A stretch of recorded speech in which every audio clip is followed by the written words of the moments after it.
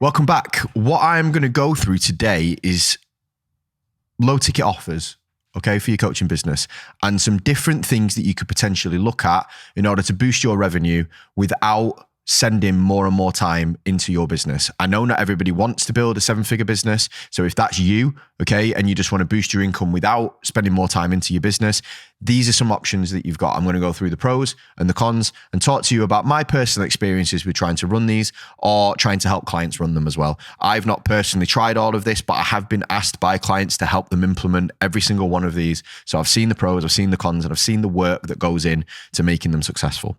So I'm going to walk you through 4 different options. There are more than this, but these are the 4 that I've got personal experience with. The first low ticket offer that you can run is a group coaching program. Okay. Now I ran one of these within my coaching business. So we had our one-to-one high ticket coaching, and then we had a group coaching model underneath it.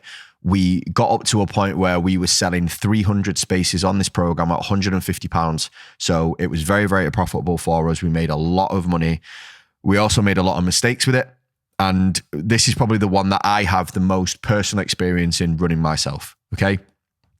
Group programs are great for community, and if done correctly, can self-perpetuate their marketing. That's a really big word. What I mean by that is that if you deliver a really, really good group program, because it's accessible, because it's a lower ticket, people are more likely to buy into it off the back of a referral.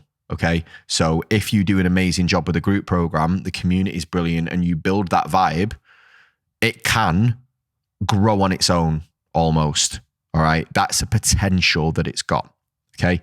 It can be very sticky too. People do get into the community. They like the format. The price point is, very manageable month by month. So you will get repeat buyers through that process. What I've found though, is that it doesn't have an amazing upsell to one-to-one.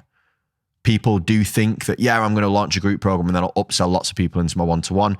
I don't particularly find that works. I think you have to have a solid strategy for growing both of these programs and don't expect one to grow the other. So that's just something to think about. Now, when you run a group program, you have to make sure that it's hands-off, okay? So it doesn't increase your time when it increases its numbers, because then it can break you. It can lead you to actually needing to build a team. And then if you're going to build a team, you might as well scale your one-to-one out because it'll be more profitable. So you need to make sure that it's not sinking time into it and sinking coaching hours into it. It also has to have a clear difference in the one-to-one service. So you can't be providing things like check-ins in a group program, because then it blurs the lines. And what it will do is cannibalize your one-to-one, which means that people will not really see the benefit in paying for your one-to-one, and therefore your high-ticket profit driver in the business will die off. Okay, so you need to make sure it has a very clear difference in deliverables between your one-to-one. It also is going to need customer service support. When you deal with more clients, you are going to deal with more technical issues. You are going to deal with more people not getting emails and not getting sent things and not knowing what time things are and all of that stuff.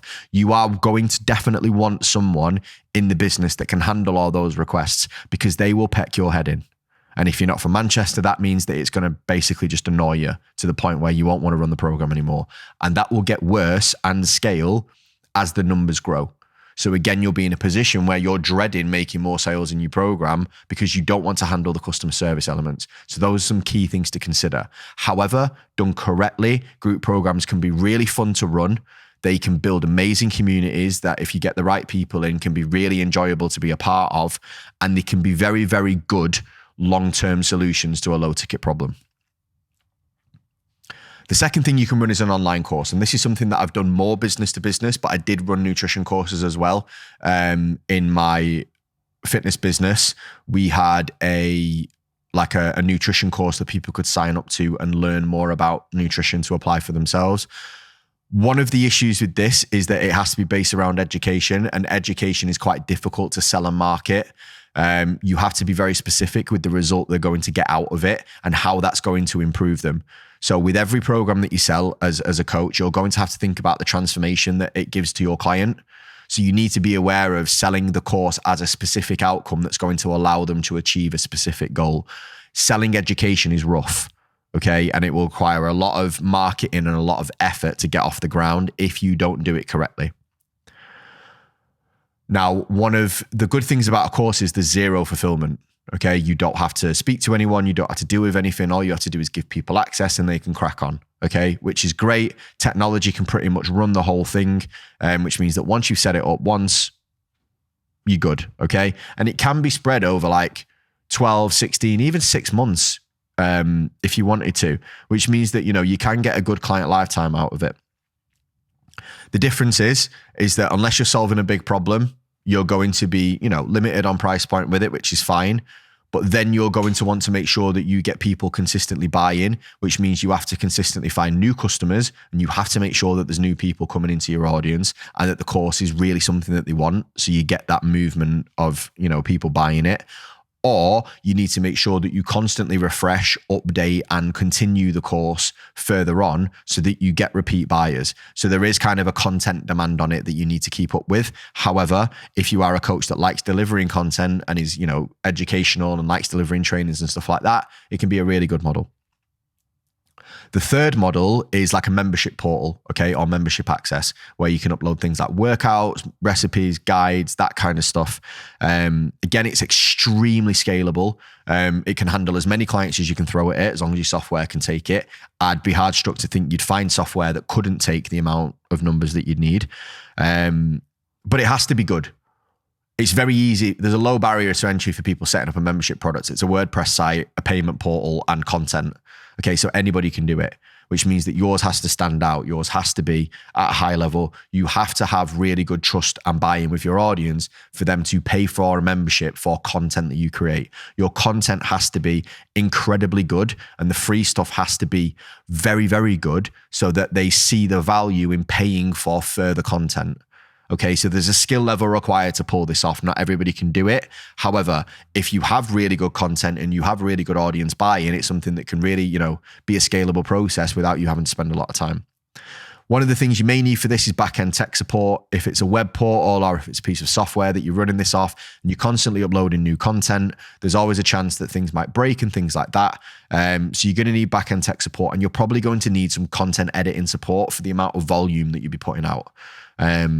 Again, that's normal. Don't worry about it, but it's just something to be aware of if you scale that model. The final thing you can look at is a digital product. This is something like an ebook or a guide or a workout plan or a nutrition guide or whatever that looks like for your audience. These are really useful because they're zero fulfillment. Okay. You actually do get a decent upsell from people buying a guide into one-to-one coaching because it's very different. It's like they buy the guide, they learn about your processes, and then then they'll think about getting coaching with you. So it can have a good upsell from that. It literally can make money while you sleep. There's no sign up, there's no fulfillment. People can just jump on. They can buy the products. They can download it, they'll get access to it immediately. It can be run by complete automation, which is a really good thing because it means that you can, scale that as far as you want. The downside of it is it's going to consistently need new sales, all right? People don't buy the same program twice, obviously, which means that you need to consistently be coming out with new guides, new programs, new things, or consistently getting a fresh audience in. You're going to have to find a good balance of those two because what can happen is a digital product needs to be really, really good to be able to kind of get a £99 price point for it. There's lots of competing digital products that can be like £7 or £9 or £15. So to get a premium price for a digital product, you're going to have to make it fucking brilliant. And that puts an onus on your back to keep coming up with that brilliance that you can get that price point. If your price point goes too low for a digital product, you essentially end up just not really making any profit out of it. And it can be a lot of work for not a lot of return. So that's one of the downfalls of a digital product, is just that it has to be very, very high quality to demand that price point for it to be a viable option. But there you go. Those are 4 options that you can look at to scale your coaching business without growing a team and without needing to hire new people into the business. Hopefully that's useful. If you like that and you want to know more, make sure you subscribe to the channel.